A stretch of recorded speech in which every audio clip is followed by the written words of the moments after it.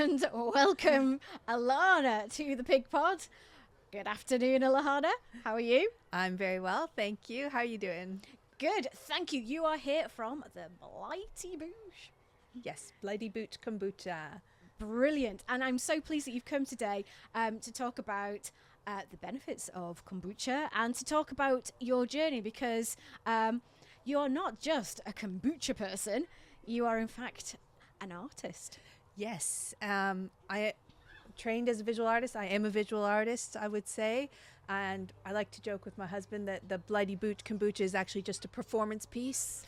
In, a few years, I'll reveal it all as just a great, strange performance on gut health and fermented tea. Yeah. I could see that working like years later. Guess what, guys? It was just one big art piece. Exactly. Thank you, Arts Council Wales, for the funding for this 15-year project.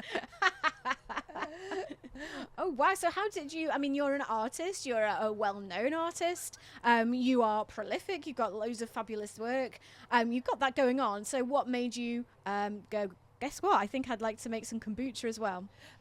Well, actually, I guess the impetus for that would have been my husband, Mark. He's got ulcerative colitis, so an autoimmune disease. And we were in Canada, and one of my cousins who's a doctor said, have you tried kombucha? It's great. This was, 15 years ago. And he tried some there, loved it, found it really helpful for his stomach. So we came back to the UK, tried to buy it commercially in the grocery stores. It's not available. It wasn't available here at all. So he said, will you make it for me? I started making it for him, brewing kombucha at home, which, if you don't know, kombucha is fermented tea. Right, okay. Yes. So I was treating it like an art piece, like I was making clay or any other art piece. It was a puzzle. I enjoy problem solving. Yeah. So I was making some kombucha. He started talking to some people at Welsh government, Conwy and stuff, and they said, oh yeah, you should make this. This is great. And I was going, no, this is just for us. This is for home use. And then they invited him to a food event where, bizarrely, I believe it was Harrison Ford's son was present. Oh, wow. And okay. Harrison Ford tried his kombucha and was like, this is the best kombucha I've ever had. Wow, is that on your bottle somewhere? That should be like your statement piece. It's just too weird. Harrison Ford gives it a thumbs up. Harrison Ford's son. Oh no, we got to remove it down. Oh, okay, one removed. Okay. Yeah. So next thing I know, Mark has a commercial unit rented. Oh wow. Okay. And he's like, we're making kombucha, and I was like, we are? Oh wow. Are we now? And yes, it became quickly apparent if I didn't get involved, it was going to be a disaster. So the professional had to turn up. Yeah. And yeah, I think that was 2008. So 7 years later now, we've got loads of staff and things are going pretty well. We won Artisan Business of the Year for Wales. Wow, congratulations. Yeah. We've won Great Taste Awards, so our ginger was actually ranked as the top tasting kombucha on a blind taste testing in the world. In the world?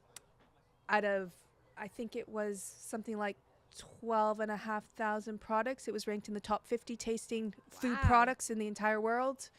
Wow, that's amazing, isn't it? Yeah, and literally that was me going, a bit of this, a bit of that. Wow. Bam! Oh my gosh. That is so amazing that, that you were able to do that, and how it must have a bit of a sort of, really amazing taste buds to kind of sort that out, to get just the right. Yeah. Well, I feel like it's I call it kitchen alchemy. It's the closest I'm going to get to science. It's very art based though as well, isn't it? Yeah. If you go back to that artistry of kind of mixing the different elements together and getting it just right. There is really artistic. It is. That is part of it. They call that don't they, tacit knowledge, knowledge you can only have by doing something. Right. And people are like, how do you know when that's ready? I'm like, it's not just the taste, it's the smell, and there's when I open the bottle, there's a particular sound I'm looking for, and I'm like, and it all just aligns. And you made the artwork on the front, didn't you? Yeah, so I worked with a friend, Ellie Strigner, who did some illustrations, and then I kind of take what she does and put it together. I love bouncing off someone else like that. It's really great. And how do you, I mean, you know, that is a lot of stuff that you've got going on, because it's not like you've stopped being an artist. You are an artist, and you do this. So there must be times when you're thinking, this is getting really, like, there's a lot of pressure now. How do you sort of kind of let that go or kind of deal with that? Pilates. Pilates. Really? Okay. Yeah. What is it about Pilates that works for you? I suppose it's just that you've got to bring it back to your own body. Mm-hmm. Yeah, you've got to let everything, and you just like sit there and concentrate on like isolating core muscle groups really slowly. So yeah, I try and do like Pilates like 4-5 times a week, and yoga. Wow. Yeah. So you like really zen, like cool, or is that just like that moment and then you get to... No, basically in that moment, and then I'm insane the rest of the time. But I mean, you had that moment of calm, and maybe, I mean, sometimes life is just stressful, isn't it? And when you're really pushing yourself, and, you know, to take a product from basically you doing it in your kitchen for personal use to an award-winning company, then that isn't just something that happens by accident or overnight. That takes work, dedication, all those things. So I guess sometimes we have to realize that that pressure, that feeling of like intensity is just at this moment now to with you, because you have an aim in sight. But when you're in your moment of your yoga and your Pilates, that's when you get to sort of like get away from that, knowing that yes, you're gonna have to step back into that world. Yeah, and it's like when I'm in that, if I've done something for myself where I've reconnect with my body during the day, I can deal with all that. Yeah. If I don't, it's scary. It's tricky, isn't it, to keep going? But I notice you have some rather lovely bottles in front of you. Yes. And I think I'm going to be treated to a little taste of something. For sure. So we've got 5 flavors. Yeah. Cherry, organic ginger, original, Bramley elderflower, and nettle and rosehip. What do you fancy? Wow. I mean, they're all so like exciting. Maybe, do you know what? I feel like maybe the nettle and rosehip. Admittedly, that one is totally one of my favorites. Oh, is it? Okay. So we will open it and just see if we can hear the lovely... I'm going to listen. For the... So did you hear the little... Yes. That was just the lovely level, and then you get the lovely little fizz. Okay. And that's really important because this is not force carbonated. So all the bubbles is actually just natural fermentation. Right, okay. So CO2 formed by the fermentation process. Now, have you ever heard of the gut-brain axis? No. So the gut-brain axis is the communication system between your gut and your brain. Okay. And a lot of people feel like they feel better having kombucha. And it's not just because, let's be honest, when you've been to the loo, you feel better for the whole day. But there's more to it than that. Okay. You know? I mean, are you telling me that this is going to assist my gut to do the thing it needs to do? Yes, it is. Okay. Yes, it helps with probiotics and postbiotics, which is like glucuronic acids, short-chain fatty acids, amino acids, and those help to keep things moving through tickety-boo. Okay. Another catchphrase. That should be on the bottom. But more than that, there's also something called the gut-brain axis. Okay. Which is the physical connection between your gut and your brain, which is like the vagus nerve is an example of that. Okay. But there's also like a chemical connection, which is your neurotransmitters. So one example is like serotonin is produced in the gut, which involves bowel function, nausea, appetite, but mood, learning, memory, sleep, all of that, serotonin, it's made in your stomach. Oh, right, okay. So, and then also like gut microbes, they provide short-chain fatty acids and metabolic acids like amino acids, and those create chemicals which affect your brain. Okay. So it's not just like, oh yeah, I feel good because I'm not backed up. It's like, no, there's chemicals and things in your stomach that affect your brain chemistry. Right. So fermented foods, lactic bacteria, have been shown to actually alter your brain activity. Oh wow. Okay, so I'm drinking this, and do people like? Is it kind of the thing that would be like, oh, I take my daily kombucha, or is this a kind of like how often do you feel you need to do it to feel a benefit? I mean, everybody's different, so it totally depends on the person. Like Mark, drinks a couple bottles a day. Oh my gosh. Yeah, he's hardcore. He is. I'm a water drinker. I drink, Yep. a bit. Oh, I should give you some. I'm just sitting here waving it in Oh, front yeah. of you. Tempting me. Okay. Ooh. Okay, so as you were pouring then, I saw a little something slip into my cup. You got the SCOBY. Okay. So that is the symbiotic culture of bacteria and yeast. Okay. Think of it as like the oyster of the oyster. kombucha. Oh, lovely. It's like okay. so it's like a dense mass of like bacteria and yeast that grows in the bottle. Wow. It's kind of like a little fizzy sherbet. It's Oh. totally drinkable. Some people are disgusted by it. Some people like. Which will I be? I'm kind of intrigued to see. I know. What are you? I don't know. Let's give it a taste anyway.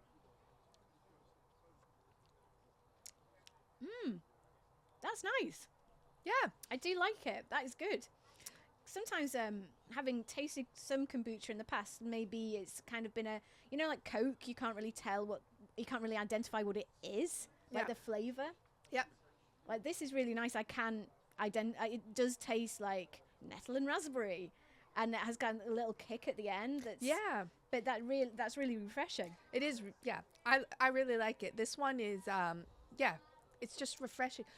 My favorite term is somebody told me it's like little pixies dancing on your tongue. Well, now you say that, yes. Obviously. Obviously it is like little pixies. A lot of people go, because there is a lot of bad kombuchas out there. What makes a bad one? What is kind of like when you're wandering the shops, there are, a shelf of kombucha, and like, can you go, oh no? Yeah. Well, number one, is it on the shelf? If it's not in a fridge, it's not real kombucha. Okay. Because that means it's either being pasteurized, so all the living bacteria and yeast in it has been heated to kill it so that it doesn't continue to ferment and explode. Okay. Or it's being microfiltered. So again, all of that removed by passing it through really fine filtration. So I kind of go, well, what's the point in drinking that?